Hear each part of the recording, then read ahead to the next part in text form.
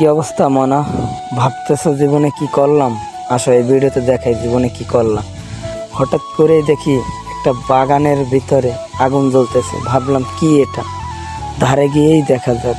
চলে গেলাম সেইখানে। আসলে গিয়ে আমি একটু অবাকই হলাম যে একটা মৃত ব্যক্তিকে তারা কিভাবে পুড়িয়ে দিচ্ছে। যদিও খুবই খারাপ লাগছে এবং আল্লাহ তাআলার কাছে ওখানে বসেই বলছি, হে আল্লাহ, তুমি আমাকে মুসলমান হিসেবে দুনিয়াতে পাঠিয়েছো, সেজন্য তোমার কাছে হাজারো শুকরিয়া। একটা মানুষ মারা গেছে, তাকে জ্বালিয়ে দেওয়া হচ্ছে। এরা মনে করে তাকে জ্বালিয়ে দিলেই নাকি সে স্বর্গে চলে যাবে। আসলে এমনটা কখনোই নয়। এবং তোমরা দেখবা যে কিছু মানুষ ওখানে তালপাতার বেড়া দিয়ে দিচ্ছে, মানে আগুনটা হয়তো বের হয়ে যাচ্ছে।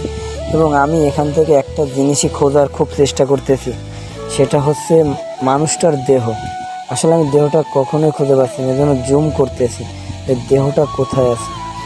আমি দেহটা দেখার চেষ্টা করতেছি এবং তোমাদেরকেও দেহটা দেখানোর চেষ্টা করতেছি। ওই দেখো, আসলে তোমরা দেখতে পাচ্ছ কিনা ভিডিওর মাধ্যমে আমি জানি না, ওই মাথাটা চিনাচ্ছে, একদম ছোট্ট হয়ে গেছে মাথাটা। আমি আবারও তোমাদেরকে দেখানোর চেষ্টা করতেছি, মাথাটা ওই একদম সামনের দিকে, মাথাটা কিন্তু চিনাচ্ছে। আসলে আমি এখানে এসে আরও একটা বিষয় অবাকই হলাম। কিছু মানুষ এখানে বসে ঢোল পিটাচ্ছে, থেকে বিড়ি টানতেছে। আসলে এই তো মৃত ব্যক্তির যাত্রা, শেষ যাত্রা, তাই না?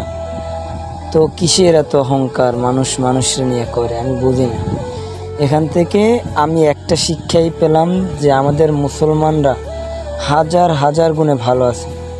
আল্লাহ তাআলা আমাদেরকে মুসলমান হিসাবে দুনিয়াতে পাঠিয়েছে, এজন্য আল্লাহ তাআলার কাছে হাজারো শুকরিয়া জ্ঞাপন করছি।